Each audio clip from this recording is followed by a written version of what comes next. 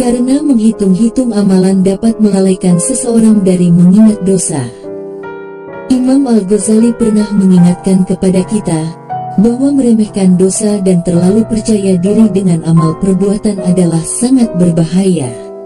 Orang yang sibuk menghitung-hitung amalan akan lupa pada banyaknya dosa.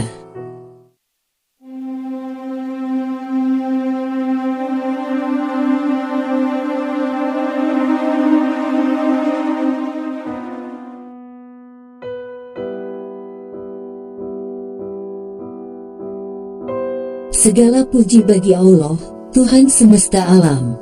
Sholawat dan salam semoga tercurahkan kepada junjungan kita, Nabi besar Muhammad Sallallahu Alaihi Wasallam, kepada keluarga dan para sahabatnya. Sahabat yang dirahmati Allah, tidak jarang di antara kita sering mendengar istilah menghitung-hitung amalan. Bagi sebagian orang, menghitung-hitung amalan mungkin adalah suatu hal yang tidak perlu dilakukan.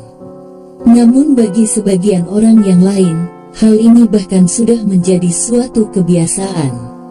Bahkan, mungkin kita sendiri yang melakukan hal tersebut. Tidak jarang terbesit dari dalam hati kita, kalau hari ini saya telah melakukan banyak ibadah, pasti pahala saya banyak.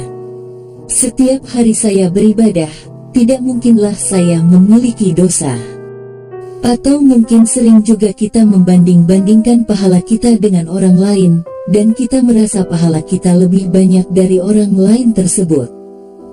Jika hal ini ada pada diri kita, maka kita perlu bermuhasabah dan memohon ampun kepada Allah Subhanahu wa Ta'ala. Karena menghitung-hitung amalan dapat melalaikan seseorang dari mengingat dosa.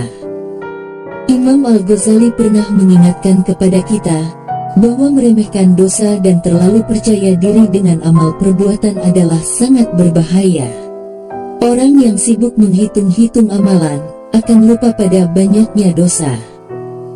Jika seseorang telah melupakan dosanya, maka akan sedikit sekali kalimat istighfar yang akan keluar dari ucapan orang tersebut.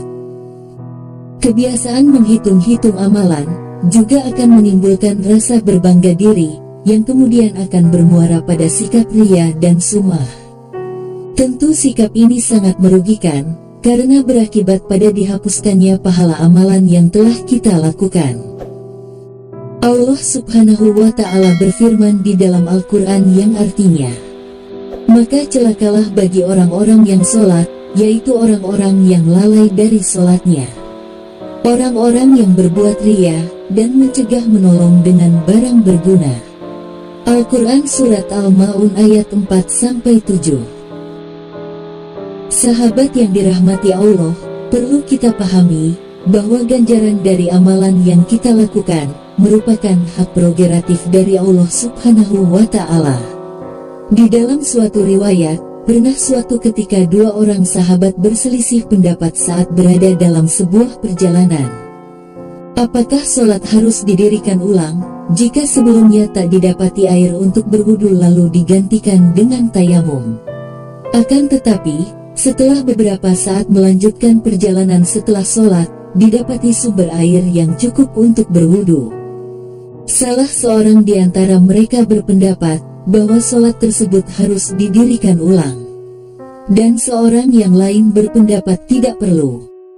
Permasalahan yang dihadapi oleh sahabat tersebut kemudian diajukan kepada Nabi Sallallahu Alaihi Wasallam. Beliau kemudian bersabda kepada sahabat yang setuju mendirikan ulang sholat dengan jawaban, laka ajrani, atau bagimu dua pahala. Dan asyoktas sunnah, atau kamu telah memenuhi sunnah, kepada sahabat yang tak mengulang sholatnya. Ini menunjukkan bahwa tidak ada yang tahu pasti sebesar apa ganjaran pahala yang diberikan Allah kepada kita. Tak ada yang menjamin kalau dua pahala lebih baik dari pahala asyoktas sunnah tadi.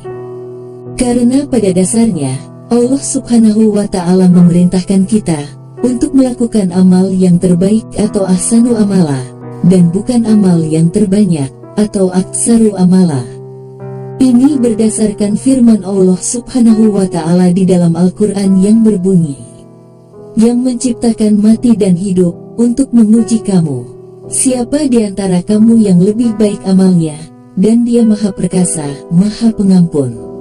Al-Quran Surat Al-Mulk ayat 2. Ayat di atas tersebut dengan sangat jelas menyebutkan bahwa yang diinginkan oleh Allah adalah amalan yang terbaik, dan bukanlah amalan yang terbanyak. Namun perlu kita pahami, untuk mencapai amalan yang terbaik, maka kita harus senantiasa selalu beramal baik. Karena kita tidak pernah tahu, di mana dan kapan amalan kita terhitung sebagai amalan terbaik di sisinya. Karena semakin banyak kita melakukan amalan yang baik, maka semakin besar pula peluang kita untuk mendapatkan amalan terbaik tersebut, yang akan diterima oleh Allah Subhanahu wa Ta'ala. Sahabat yang dirahmati Allah, untuk itu marilah kita senantiasa istiqomah melakukan amal soleh, tentu dengan tidak menghitung-hitungnya. Semoga Allah Subhanahu wa Ta'ala selalu memberikan taufik dan hidayahnya kepada kita, sehingga kita dapat selalu istiqomah dalam melaksanakan amal-amal soleh.